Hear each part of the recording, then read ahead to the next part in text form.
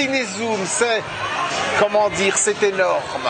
C'est une émission qui donne la parole aux artistes, c'est pas seulement les comédiens, mais qui donne la parole aux artistes en général. Et ça, c'est pas donné à tout le monde, je dirais juste, c'est énorme. Cinézoom. Ciné. Comptoir. Ciné. Comptoir. C'est maintenant. Les gens disent à chaque fois qu'il faut consommer sans modération. Moi c'est vraiment aucune modération pour consommer. Consommer énormément cette émission. Zoom Ciné. Une production de Cinézoom. Zoom Ciné est une mission. Une émission hebdomadaire diffusée sur Radio Soleil Provençal, www.radiosoleilprovençal.com et sur les réseaux de Cinézoom, YouTube, LinkedIn, Facebook, Twitter et bien sûr le site cinézoom.com. Proposé et présenté par Gérard Chargé. Ma mission, et je l'accepte, sera de vous retrouver chaque mercredi de 16h à 17h et en replay. Ce message ne s'autodétruira pas.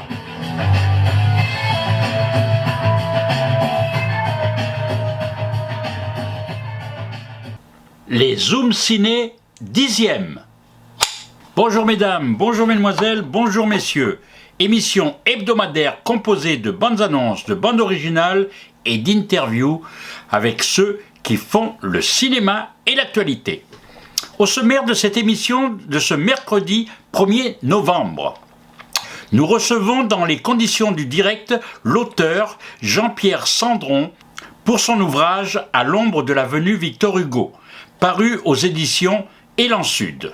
Nous entendrons Géraldine Danon pour son film Flo qui sort aujourd'hui dans les salles, le biopic sur la navigatrice Florence Artaud interprété par Stéphane Caillard, que nous entendrons aussi, ainsi que Lou Lamazou. Au sommaire également, les Zoom Ciné qui seront consacrés aussi aux sorties de ce jour en salle. Il y aura le Zoom Ciné avec notre partenaire cinésique.fr. Benoît Basirico a sélectionné cette semaine la bande originale du film de Marco Bellocchio, L'Enlèvement, sorti également aujourd'hui. Les Zoom Ciné sur les sorties DVD, Blu-ray et VOD. Il y en aura un qui aura un lien avec le 22e festival du cinéma espagnol Ciné Horizontes qui commence ce samedi 4 novembre et ce jusqu'au 17 novembre. Une programmation à ne pas manquer. Les Zoom Ciné sur les avant-premières et les séances spéciales dans les cinémas marseillais partenaires de Cinézoom et les autres bien sûr. Dans chaque émission, nous vous offrons des places de cinéma. Cette semaine, nous vous offrons des places de cinéma pour le festival Ciné Horizontes ou pour une avant-première à l'Arplex pour le film ou la séance de votre choix. Et nous vous offrons aussi également des séances pour participer à nos ateliers sur les métiers du cinéma. Restez donc bien à l'écoute si vous êtes intéressé par ces cadeaux de Radio Soleil Provençal et de l'émission Les Zoom Ciné. Commençons en musique avec la rubrique cinésique.fr. Benoît Basirico a choisi un film sorti ce mercredi 1er novembre. Bonjour Benoît. Bonjour à toutes et à tous. Le coup de cœur musical de la semaine pour Cinésique, parmi les sorties en salle, est L'Enlèvement de Marco Bellocchio, l'immense cinéaste italien que l'on connaît depuis les années 60, le dernier vétéran de l'âge d'or du cinéma transalpin. Après le film de procès avec Le Traître, il signe là un drame historique situé en 1858 sur l'enlèvement d'un enfant juif par l'Église catholique. Le pape refuse de rendre l'enfant.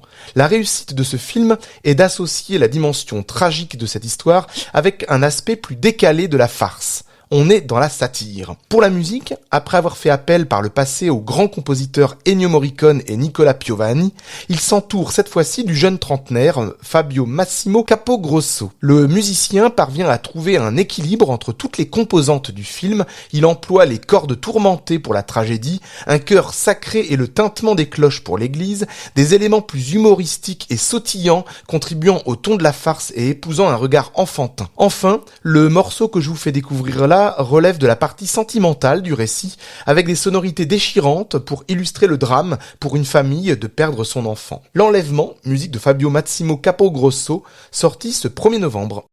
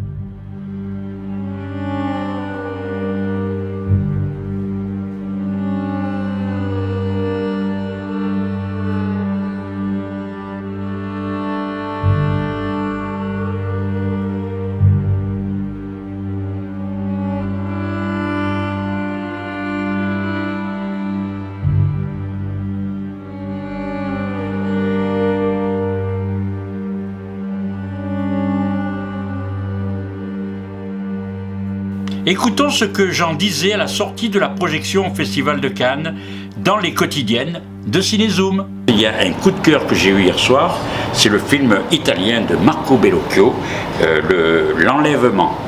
Rapito. Donc l'enlèvement, c'est une histoire tout à fait inédite qu'on découvre, une histoire vraie.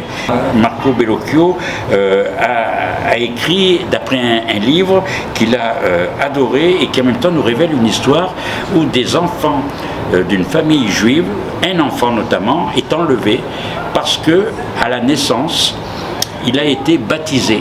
Donc du coup, l'Église catholique, le pape en particulier, instaure à l'époque une loi pour enlever les enfants de ces familles juives qui ont été baptisés à leur insu, et même à l'insu des parents qui n'étaient pas au courant, donc ces enfants pour les intégrer à la religion catholique. Et c'est vrai que ce film-là nous interpelle parce que jusqu'où va le pouvoir de la religion et du pape. C'est d'ailleurs la période où le pape Pie IX a été déchu de ses fonctions, et c'était quand même enlever les enfants comme ça à leur famille, c'était quand même quelque chose d'illégal.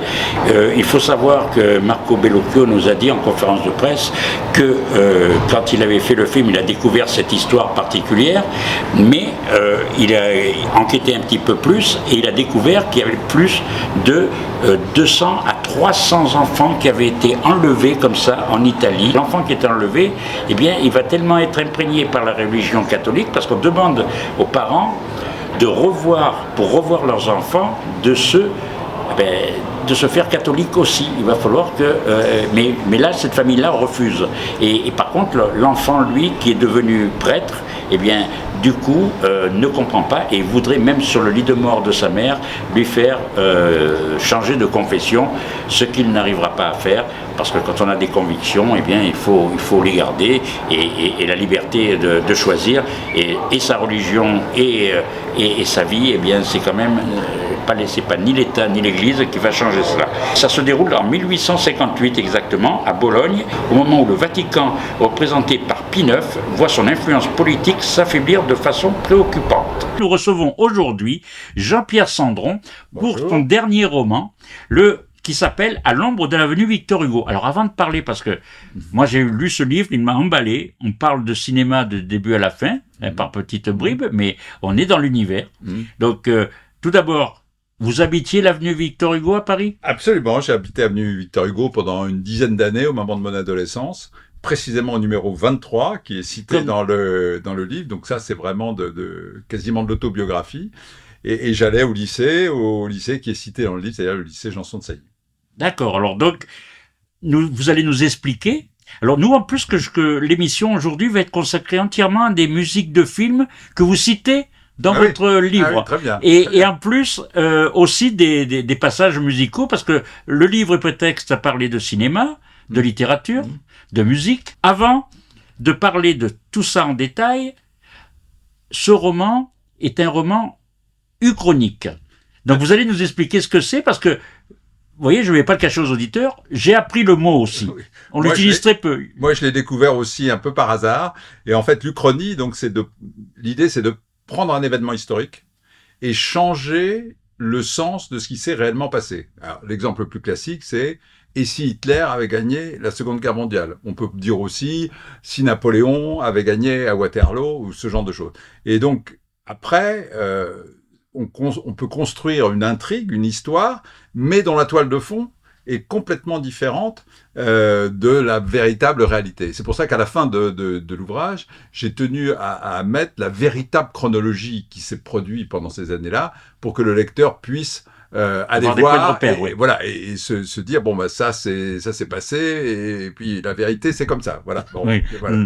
Mais c'est très instructif, et ce que j'ai appris tout à fait par hasard, c'est qu'il y a des professeurs d'histoire en université qui font travailler leurs élèves sur des uchronies parce que ça leur permet de réfléchir aux grandes tendances historiques et à se dire, finalement, est-ce que cet événement a réellement changé quelque chose, ou bien est-ce que de toute façon l'évolution se serait produite.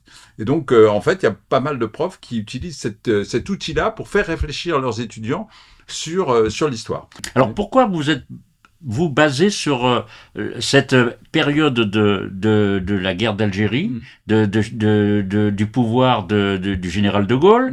Pourquoi avez-vous été intéressé par cette période-là? Alors, tout ça, c'est une raison extrêmement simple, c'est qu'à l'époque, j'étais adolescent, j'avais entre 13 et 14 ans, et c'est le premier événement politique, historique même, on pourrait dire, que j'ai pu suivre de manière détaillée en comprenant ce qui se passait, enfin en tout cas en essayant de comprendre ce qui se passait. Donc ça m'a beaucoup marqué. Et pendant longtemps, je me suis dit, mais qu'est-ce qui serait passé si ce fameux putsch du carteron de généraux avait réussi? Oh, puis je me disais, de toute façon, c'était voué à l'échec d'avance, etc. Et un jour, je suis tombé sur les mémoires d'un proche de De Gaulle, son directeur de cabinet en fait. Et dans ces mémoires, il racontait qu'il avait discuté avec De Gaulle au moment du putsch, et De Gaulle a été persuadé pendant au moins 24 heures que le putsch allait réussir. Et il a dit une phrase que je cite en exergue du livre: « S'ils arrivent à mettre le pied en France, on est fichu. » Voilà. Et donc, quand j'ai lu cette phrase, je me suis dit, finalement, j'avais peut-être pas complètement tort de me poser la question, et j'ai eu envie d'écrire, un roman qui est à la fois un roman d'adolescence, parce que c'est l'histoire d'un adolescent qui découvre à la fois l'amitié, l'amour, le cinéma, la politique, et en même temps de le situer dans cette vision uchronique de l'histoire, puisque dans mon roman, le putsch réussit, alors que dans la réalité, il a échoué lamentablement. Oui. Alors, c'est vrai que c'est très intéressant, parce qu'en plus, on s'y croit. Donc, c'est un livre qui est très facile à lire. Donc c'est vrai que moi je l'ai dévoré, je l'ai même lu presque une deuxième fois par bribes, par étapes, parce que c'est vrai que j'ai voulu repérer des choses pour parler avec vous aujourd'hui. Et c'est vrai que il y a une question que je me pose, c'est que tout de suite je me suis dit, ce monsieur, cet auteur, il a eu un pied dans le cinéma, ou il a un pied dans le cinéma. Depuis que je suis tout jeune, je m'intéresse au cinéma. Lycéen, j'allais régulièrement au cinéma. Étudiant, j'ai fréquenté la Cinémathèque française à l'époque d'Henri Langlois. Donc j'ai toujours eu un lien personnel avec le cinéma. C'est toujours un art qui m'a intéressé. J'ai présidé une association qui gérait un cinéma dans le sud du Luberon. Donc là aussi, je me suis intéressé comment on faisait la programmation. Puisque nous sommes en Provence, on peut dire que et Radio Soleil Provençal, donc nous pouvons dire que c'était Cucuron. Cucuron, le Cigalon, avec une équipe à la fois de salariés et de bénévoles très, très efficace. Mais en fait, l'idée du roman vient du fait que quand j'étais en classe au lycée, j'avais un ami qui était le fils d'un grand producteur, celui qui a produit le film Austerlitz et le procès de Kafka, l'adaptation par Orson Welles du procès de Kafka. Et un jour, il nous a emmenés voir le tournage d'une séquence d'Austerlitz. Voilà. Et donc, c'est comme ça que j'ai pu voir un peu de l'intérieur comment se passait le tournage d'une séquence. Ah oui, alors finalement, beaucoup de choses autobiographiques. Il y a des choses qui sont... mon imagination doit être un peu limitée parce que j'arrive pas à complètement inventer un univers. Donc, il y a des éléments qu'on retrouve, et puis d'autres qui sont évidemment de l'imagination, mais il y a des choses qui sont... que j'ai vécues. L'histoire, par exemple, de les huîtres qu'on ouvre les soirs de réveillon, ça aussi. Alors, nous allons marquer une première pause musicale, puisque nous venons de parler d'Orson Welles avec la bande originale de Citizen Kane, donc où il avait comme partenaire dans le film Orson Welles, il jouait aux côtés de Joseph Cotten. C'était en 1946 et la bande originale était composée par Bernard Herrmann par le London Symphony Orchestra. C'est ce que nous écoutons maintenant pour cette pause musicale.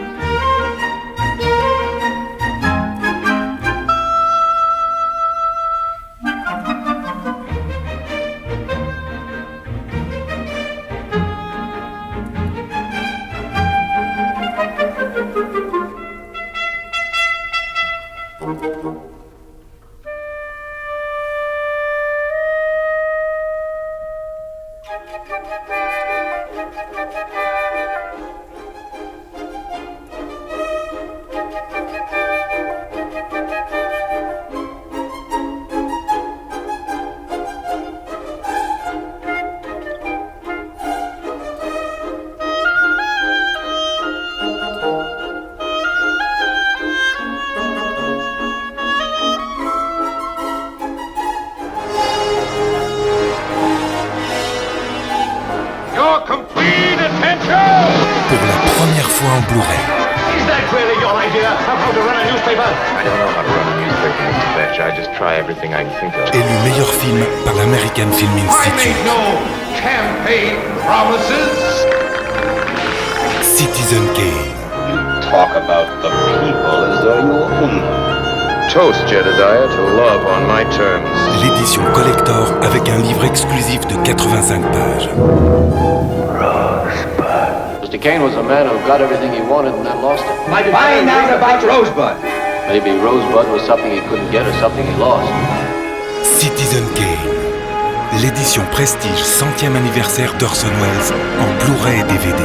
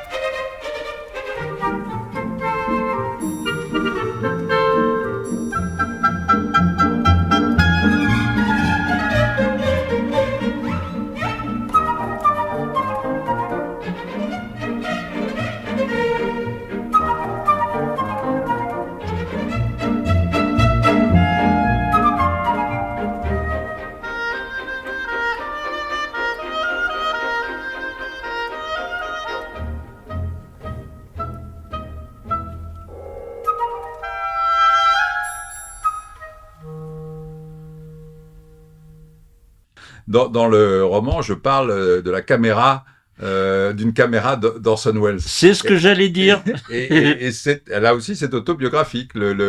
L'ami en question, donc ce fils de producteur, je venais souvent dans sa chambre, et un jour, il me montre une caméra, il me dit, ça, c'est une caméra qu'Orson Welles a utilisée. Ils étaient un jour avec ses parents en Espagne, dans le sud de l'Espagne. Orson Welles était avec eux. Et Orson Welles a pris la caméra donc, que ses parents avaient offert à mon ami et a filmé un bout de la corrida. Et donc, il avait un film d'Orson Welles filmé par Orson Welles. Voilà, vous avez anticipé parce que c'est ce que j'allais faire comme remarque, c'est que le héros, donc, on lui offre donc cette caméra, voilà. Une caméra Super 8. À l'époque, c'était une caméra Super 8, absolument. C'était tout nouveau, ça venait de sortir. Ouais. Alors, nous allons donc continuer avec ce roman. Donc, il est question de musique, comme je disais. Donc, c'est vrai que la musique aussi, on sent que, en même temps, vous le placez dans une époque où la musique est très présente, les romans sont présents, des romans qui ont été adaptés au cinéma aussi. Donc, c'est pour ça que vous mêlez tout ça, et en même temps, c'est pour ça qu'on a l'impression d'être avec ces personnages, parce que il y a plein de choses qui rappellent la mémoire collective dans votre livre. C'est tout à fait délibéré. C'est-à-dire que je voulais inscrire ce personnage à la fois dans une réalité qui a été vécue, qui est connue, de manière à donner encore plus d'existence à l'Uchronie qui est derrière, c'est-à-dire en fait ce changement de pouvoir pendant un certain nombre d'années à la suite du putsch des généraux. Mais du coup, très délibérément, j'ai retrouvé des éléments qui étaient ceux de mon adolescence et de cette période historique, hein, que ce soit en termes de films, de romans ou de musique. À la fin, je cite par exemple les Platters, qui était un disque que mes parents avaient acheté et qu'ils jouaient très régulièrement, parce que c'était un des disques favoris de mon père qu'il écoutait régulièrement. Puisque vous parlez d'Uchronie, donc vous êtes permis de toucher au film Cartouche. Oui, absolument. Qui avait été réalisé en 1962 par Philippe de Broca. Dans le livre, vous dites, voilà, la diffusion du film Cartouche avait été suspendue par décision du Comité patriotique de surveillance des œuvres cinématographiques pour apologie du vol et de la rébellion à l'autorité. Donc... Alors, ça, c'est évidemment complètement inventé. Le film Cartouche a été largement diffusé. Mais on peut se dire que dans un régime, disons, plutôt marqué à droite, voire à l'extrême droite, ce genre de film qui, au fond, fait l'apologie d'un gangster, hein, d'un brigand au XVIIIe siècle, certes, mais aurait pu être censuré. D'ailleurs, il y a des films qui, à cette époque-là, ont été censurés. Il y avait un comité de censure qui était relativement actif, qui dépendait du ministère de la Culture. Et on se souvient de l'épisode de La Religieuse, qui a été censuré. Voilà. Et donc, cette idée n'est pas complètement inventée. Alors évidemment, sur le film Cartouche, ça fait un peu rire parce oui. que... Non, mais c'est amusant, mais en même temps, voilà, on se dit... Ben voilà, un régime de droite, voire d'extrême droite, aurait pu se dire ce film n'est pas représentatif de nos valeurs, donc on l'empêche sa diffusion. Oui. Alors c'est vrai que c'est quelque chose qui m'a vraiment interpellé, et comme ça, dans le film, c'est vrai qu'il y a de l'action, il y a de l'amour. Dans le roman, vous voulez dire? Oui, pardon, oui. Excusez-moi du lapsus. Dans le roman, à l'ombre de l'avenue Victor Hugo. Je suis très fier de votre lapsus parce que j'aime bien qu'on compare mon roman à un film. Oui, oui. Mais est-ce que justement, j'ai eu l'impression que vous aviez envie d'écrire un scénario? Non, pas forcément. Non, moi, pas forcément. J'aime beaucoup vous aimeriez pas roman, même si je reconnais que mon écriture est souvent inspirée par une forme cinématographique. C'est-à-dire, au fond, par des images, des situations qui pourraient être transposées au cinéma. Mais j'aime bien la forme romanesque qui, à mon avis, a un avantage sur le scénario et donc sur le film, c'est qu'elle peut entrer dans la tête des personnages. Oui. Ce que le film ne peut pas faire ou ne fait de manière indirecte. Le film a d'autres avantages, évidemment, mais sur le roman, c'est ça que je trouve intéressant, c'est cette capacité à entrer dans la tête des personnages et à décortiquer leurs sentiments, etc. Et si on vous proposait d'écrire un scénario, de l'adapter, est-ce que vous accepteriez? Alors, moi, j'accepterais, bien sûr, mais je reconnais que le scénario, c'est une technique quand même très particulière, hein, oui, mais on s'improvise pas. Non, mais voilà, mais en même temps, vous collaboreriez avec un scénariste, parce que peut-être, moi, je sais que je l'ai vu visuellement, parce que c'est vrai que souvent, on s'imagine les personnages quand on lit un roman. Et là, moi, je les ai pas qu'imaginés, je les ai vus. Oui, peut-être. Donc, tant mieux. Alors, c'est pour ça, c'est très visuel comme écriture. Donc, moi, c'est quelque chose qui m'a vraiment touché de ce côté-là, et c'est ce qui m'a donné envie de le lire rapidement aussi. Donc, c'est... En général, c'est ce que me disent les amis qui l'ont lu. Ils me disent, le problème avec ton roman, c'est qu'on n'arrive pas à le lâcher, quoi. On le commence et qu'on n'arrive plus à le lâcher. Ça aussi, c'est complètement, inventé. Donc, c'est le film que vous proposez dans le film, Le Tambour d'Arcole. Alors, j'ai cherché partout, il n'existe pas. Non, il n'a jamais. Mais c'est une invention pure. Oui, mais par contre, c'est quelque chose qui avait été écrit, l'histoire du petit tambour d'Arcole. C'était le personnage, lui, il a existé. C'était André Étienne à Cadenet, dans une commune du Vaucluse. Absolument, à côté de l'endroit où j'habitais à l'époque, qui est le petit village de Grandbois. Il y a ce village de Cadenet qui était spécialisé pendant longtemps dans la fabrication de l'osier. Et Étienne venait de ce village. Il y a même une statue sur la place du village où on le voit avec son tambour en train de sonner la charge. Et du coup, comme je suis passé très souvent devant cette statue, je me suis dit, tiens, ça serait intéressant. C'est curieux qu'on n'en ait jamais fait un film. Oui, voilà, c'est ce que je me suis posé comme question aussi, quand j'ai cherché les renseignements. J'ai cherché sur Internet, est-ce qu'il y a eu un film sur le petit tambour d'Arcole? Et j'en ai pas trouvé. Et donc, je me suis dit, moi, je vais en inventer un. Voilà, vous l'inventez, le personnage va sur le plateau, et puis en même temps, il y a la projection en avant-première dans le film, dans le livre. Donc, c'est vrai que c'est quelque chose qui est voilà, ça donne envie, en tout cas, vous donnez envie de faire deux films, là, vous voyez, là.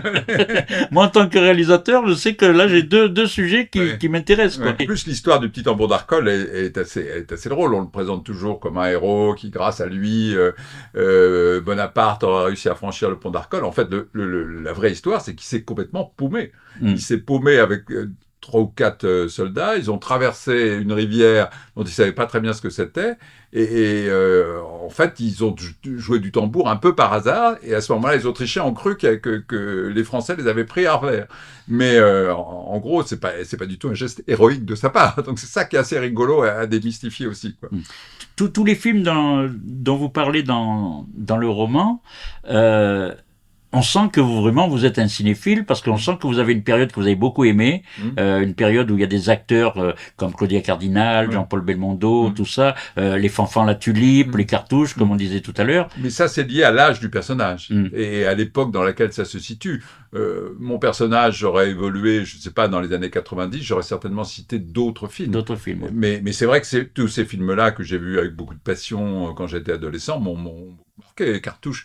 Je l'ai revu récemment, j'étais un peu déçu par la qualité du scénario et des dialogues. Mais moi, j'étais enthousiaste à l'époque quand j'ai vu Cartouche. Je me projetais dans le personnage de Belmondo, dans le personnage de Rochefort, etc. Bien sûr, pour moi, c'était quelque chose de superbe.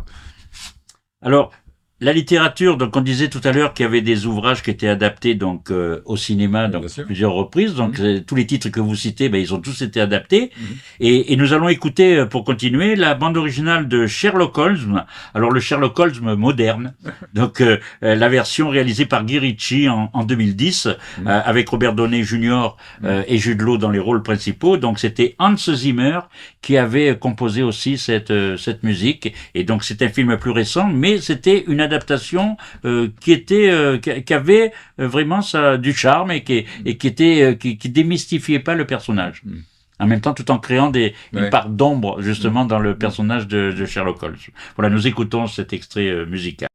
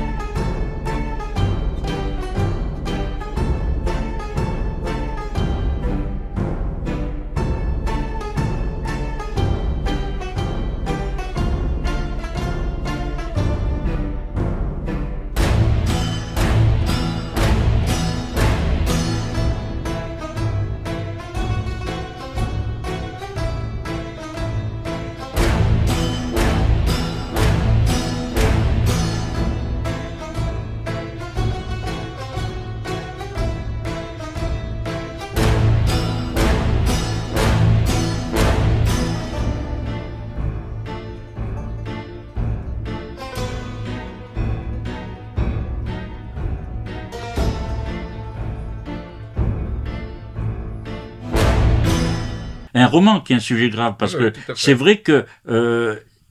et est-ce que vous n'auriez pas aimé aller plus loin encore dans l'Uchronie parce que c'est vrai qu'avec tout ce qui se passe aujourd'hui, justement, avec les problèmes avec l'Algérie, avec les pays du Moyen-Orient... Non, je ne voulais pas faire un traité d'histoire alternative, on va dire. Souvent, ce que je reproche aux livres qui traitent d'une uchronie ou ce genre de choses, c'est de sacrifier les personnages. C'est-à-dire, en fait, de faire croire au lecteur à cet univers, disons, dystopique, enfin différent. Et du coup, les personnages sont souvent simplement porteurs d'une idée, ou un truc comme ça. C'est un peu le cas, par exemple, du roman de Robert Harris, qui se passe après la Deuxième Guerre mondiale, où Hitler a gagné la partie. Et bon, voilà, donc je voulais pas faire ça.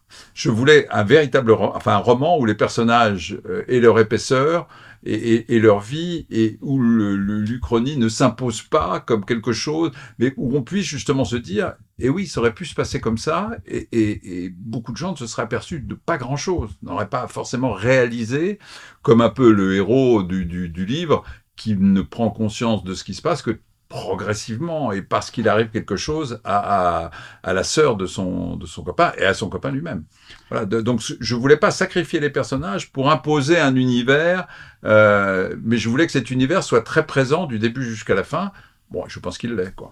Alors, ça me fait penser à une chose, on va peut-être faire une petite référence cinématographique pour les plus jeunes et pour les aficionados de Quentin Tarantino, dans Inglourious Bastard, eh bien, Hitler, il y a un attentat contre lui, et donc, ça, c'est quelque chose de jubilatoire. C'est une uchronie aussi. Oui, voilà, c'est ça. Et parfois, c'est jubilatoire, l'uchronie. Parce que votre roman, quand même, il est noir. Oui. Parce qu'avec ce qui se passe, il est à la fois noir et pas complètement noir, non, puisque la situation à la fin se rétablit, et au fond, il y a une espèce de... On rejoint le cours de la véritable histoire autour de mai 68, en gros, puisque la fin du roman, on peut la comparer un peu à mai 68. On retrouve des étudiants de Nanterre qui manifestent, etc., etc. Donc, on est sur une fin qui est quand même assez positive, etc., même s'il y a des moments très noirs dans le roman. Effectivement, oui. Et en même temps, c'est très positif, et on assiste à une... Alors, c'est pour ça que je ne veux pas en parler trop, parce qu'il faut que vous ayez la surprise en lisant le livre, donc, à l'ombre de l'avenue Victor Hugo. Donc, il faut que vous ayez la surprise, parce que la fin est surprenante. Il y en a deux. Il y a deux twists. Oui, voilà. Donc, c'est surprenant parce que, justement, voilà, il y a toujours un lien avec le cinéma, mais il y a deux choses qui nous surprennent. Donc c'est pour ça. Donc allez jusqu'au bout et vous allez voir, quand vous allez commencer, vous allez le lire d'un trait. C'est la musique du Beau Danube bleu. Donc vous en parlez aussi. Donc là, vous parlez pas du film de Stanley Kubrick, puisque la musique là est extraite de la bande originale. Qui est inspiré de Johann Strauss, qu'il a composé en 1866, et c'est l'orchestre philharmonique de Berlin, conduit par Herbert von Karajan, qui interprète cette musique de film que Stanley Kubrick avait réalisée en 1968. Absolument.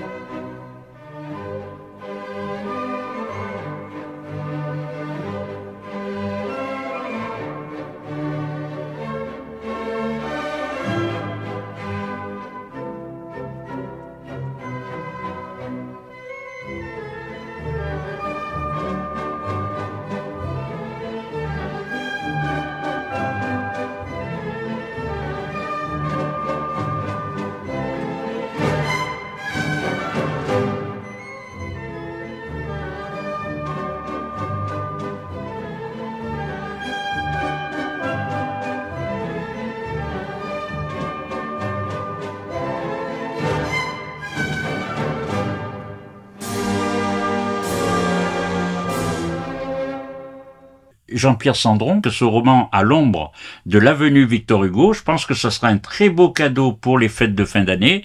Et donc, où est-ce que les gens peuvent se le procurer? Alors, il est partout Alors, ils peuvent le commander en librairie, parce que mon éditeur, Élan Sud, qui est un très bon éditeur, mais un petit éditeur, n'a pas une distribution aussi large que Gallimard ou Le Seuil, etc. Donc, ils peuvent le commander dans une librairie, ou bien aller sur le site de l'éditeur, www.élansud, en un seul mot.fr. On va l'indiquer pour la version télé. Voilà. Et là, ils commandent le roman, ils tapent mon nom et ils verront la liste des 6 romans que j'ai déjà écrits, et en particulier celui-là qui est mis en valeur sur le site.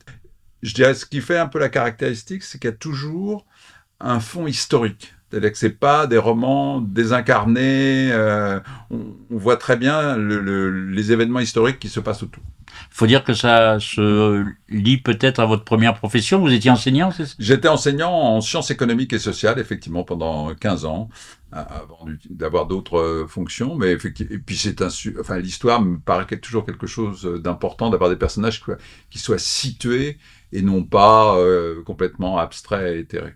En tout cas, nous, on vous remercie de nous avoir rendu visite. Merci à vous. Donc, je rappelle, Jean-Pierre Sandron, À l'ombre de l'avenue Victor Hugo. Donc, ça parle de Paris, mais ça fait rien. On est ancré dans le sud, mais en même temps, ça nous fait très plaisir de parler de cinéma, de musique, de littérature, comme je disais au début de cette émission.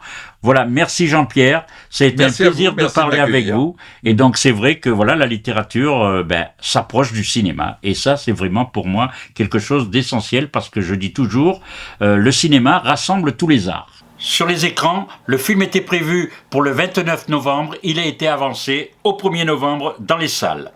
Donc c'est Flo.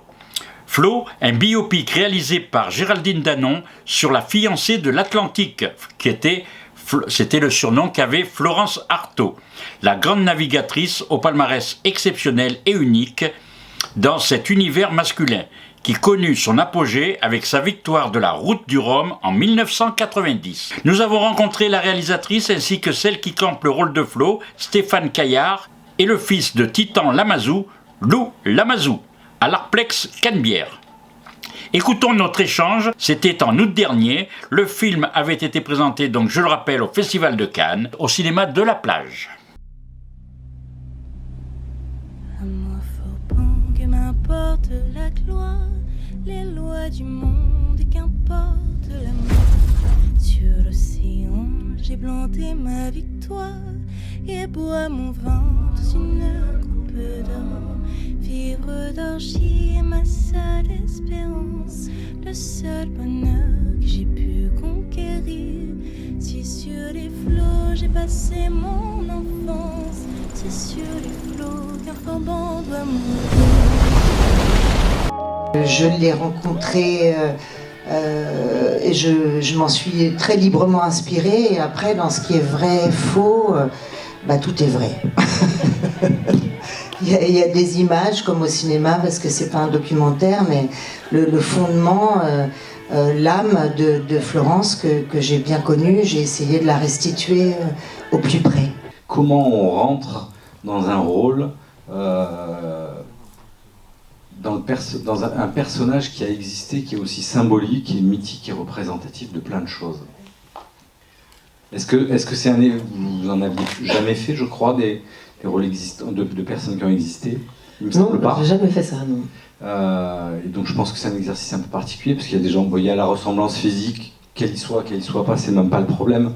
C'est comment on rentre dans quelqu'un qui est dans l'inconscient collectif comme ça. Après, moi je trouve que l'avantage de ce film, c'est qu'il n'ait jamais été, ni même au scénario, ni à l'image, un biopic pédagogique et instructif avec des beaux cartons très bien explicatifs. Donc déjà, c'était une charge en moins. Après, c'est un portrait de femme, donc je dois avouer que le fait de côtoyer une réalisatrice qui l'a connue énormément, d'avoir eu des instructeurs navigateurs comme Philippe Poupon et Philippe Monet, ont fait que ce sont eux en fait qui m'ont fait rentrer dans cet univers. C'est l'avantage de ce métier, c'est que je connaissais rien à la navigation et Je partirai pas demain pour la route du Rhum, mais en tout cas, bon, j'ai quelques souvenirs quand même. Mais non, en tout cas, ce sont eux qui m'ont emmené. Et puis après, il faut se libérer de la problématique de l'existence de la personne. On n'est pas dans un documentaire, on n'est pas dans l'ultra-réalisme. Et par moments, il y a une phrase que j'aime bien qui est que quand la fiction est plus belle que la réalité, il faut imprimer la fiction. Et puis, il en restera toujours quelque chose de vrai. 2 questions pour vous, Géraldine. Déjà, est-ce que ça a été facile pour trouver le budget pour faire ce film ? Puisque c'est complètement lié avec le sponsoring de tout ce qu'on cherche à faire. C'était ma route du Rhum à moi, oui. Oui, et en même temps, le côté technique pour un premier film. Comment justement rendre crédible tout ce que l'on voit en mer et tout ? Comment vous avez travaillé ? Avec l'énergie, avec un maximum d'énergie. En général, dans la vie, quand je prie, c'est ce que je demande, avoir de l'énergie pour convaincre, l'énergie pour aller au bout de ce que je fais, et l'énergie aussi pour faire le moins de concessions possible et pour arriver à un résultat qui ressemble le plus possible à ce que j'ai dans la tête. C'est ça, je crois que vraiment, si je devais vous répondre, c'est l'énergie. J'ai essayé de convaincre et d'emporter les gens dans un tourbillon d'énergie qui est le mien et qui était aussi celui de Florence. On dirait une vraie navigatrice, Stéphane. Déjà, elle est très talentueuse, donc à partir du moment où on la met dans un univers, elle épouse l'univers parce que c'est une actrice extraordinaire. Et ensuite, j'ai essayé de lui apporter, moi, le maximum de connaissances que je pouvais avoir.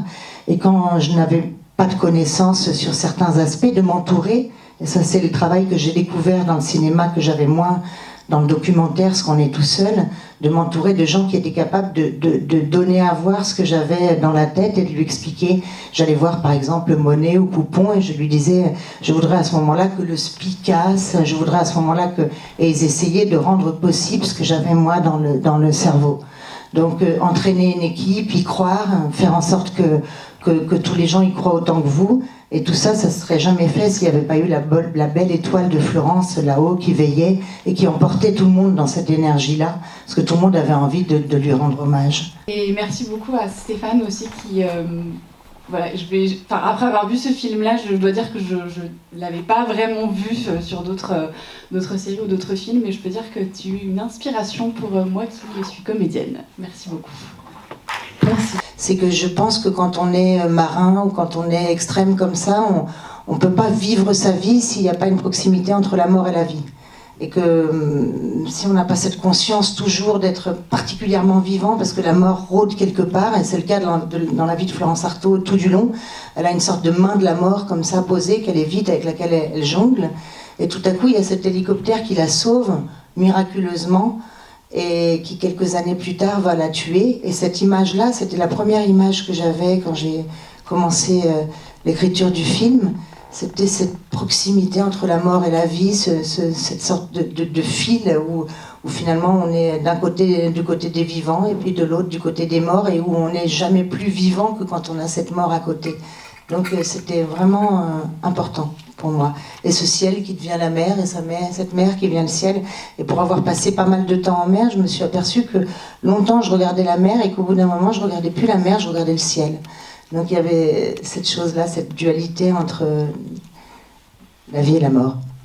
Il y a eu travail de casting de la part de Géraldine, qui a rencontré, je crois, beaucoup de personnes.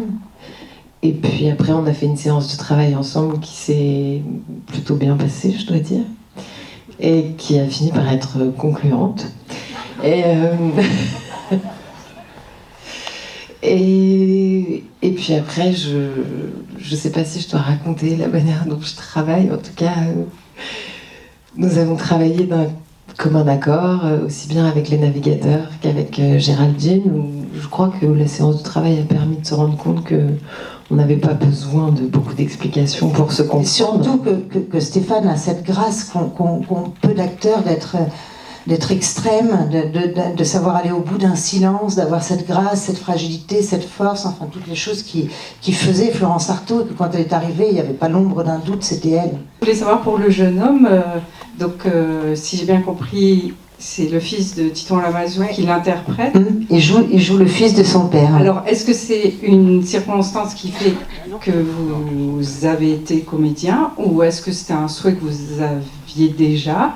Comme ça, je dirais que c'était un peu des deux, parce que c'est-à-dire que je me visualisais pas de comédien, tout comme je me visualisais pas grand-chose à vrai dire, mais c'était une super opportunité de pouvoir participer à un super projet, une expérience de pouvoir essayer d'être comédien, et j'ai beaucoup aimé, j'ai pu rencontrer des gens super, et un peu comme plusieurs personnes l'ont dit aujourd'hui, que ce soit Cocotier ou Océane, je crois que mademoiselle, qui a dit ça, c'est qu'on a participé, il y avait tout un collectif, et tout le monde m'a accepté, tout le monde a été super, et au final je suis super content d'avoir pu participer à ce projet.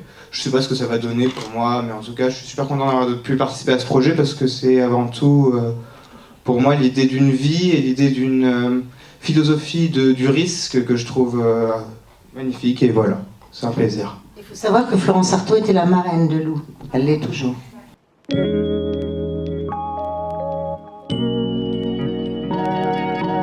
Les Zooms Ciné sur les avant-premières et les séances spéciales dans les cinémas partenaires de Cinézoom. Commençons tout de suite avec le cinéma Le Prado.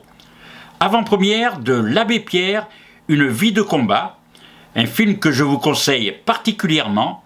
Et là, au Prado, c'est dimanche 5 novembre à 19h. Signalons un petit événement pour la sortie du film Wonka. Participez au jeu concours des Golden Tickets cachés dans les pots de popcorn au cinéma Le Prado, qui sont en vente régulièrement si vous allez au cinéma assez souvent. Et gagnez un mois de cinéma offert. Il y a également à gagner 100 tablettes de chocolat et 5 places pour la sortie du film le 13 décembre. Pourquoi des tablettes de chocolat? Vous allez le comprendre tout de suite, car qui était Wonka? Un film sur la jeunesse de Willy Wonka, l'extraordinaire inventeur, magicien et chocolatier de l'univers féerique de Charlie et la chocolaterie. Tout le monde se souvient de ce film avec Johnny Depp. Et c'est Timothée Chalamet qui incarne ce personnage. Un zoom ciné sur une sortie DVD, Blu-ray et VOD. Jeudi 2 novembre, le film s'appelle À Contretemps. Produit et interprété par Penélope Cruz, et à ses côtés, elle a Louis Tosar. Le film sera aussi visible sur grand écran pour les Marseillais qui suivront le Festival de cinéma espagnol de Marseille. Ce sera le vendredi 10 novembre à 17h45 au cinéma Le Prado, en version originale, sous-titrée bien sûr. Et ce film, je vous le conseille, un film sur les expulsions en Espagne, un film très prenant, un film social que nous aimons et que je vous conseille de voir. Nous enchaînons avec l'Artplex Canebière. Tout d'abord avec un plan culte. Chaque semaine, il y a des plans cultes avec l'association Le Poulpe Savant. Mardi 7 novembre, ce sera le film Dracula de Francis Ford Coppola, qu'il a réalisé en 1992. Le film, et vous pourrez le voir en version originale sous-titrée. Dans les rôles principaux, il y a Gary Oldman dans le rôle du comte Dracula. Il est fabuleux. Winona Ryder et Anthony Hopkins lui donnent la réplique. Pour moi, c'est la meilleure adaptation cinématographique de Bram Stoker. Un régal à ne pas manquer. Avant-première au cinéma Artplex, mardi 14 novembre à 21h. Hunger Games, la ballade du serpent et de l'oiseau chanteur, en version originale sous-titrée, mardi 14 novembre à 21h, je le répète. Le dimanche 26 novembre à 11h et à 15h30, il y aura 2 projections en avant-première du nouveau Disney, Wish, un film d'animation, et aussi le dimanche 26 novembre, toujours, à 15h30 en version originale, La Tresse de Laetitia Colombani, d'après le best-seller aux 5 millions de lecteurs. Alors, ces avant-premières, vous pouvez, si vous nous téléphonez au 06 09 17 41 64, obtenir des places pour vous rendre à ces avant-premières. Vous choisissez un film et on vous invitera et vous serez sur la liste de Cinézoom puisque nous offrons des places pour chaque avant-première au cinéma Artplex. Les Zooms Ciné sur les séances spéciales et les avant-premières dans les autres salles marseillaises. Tout d'abord, les mardis de la Cinémathèque.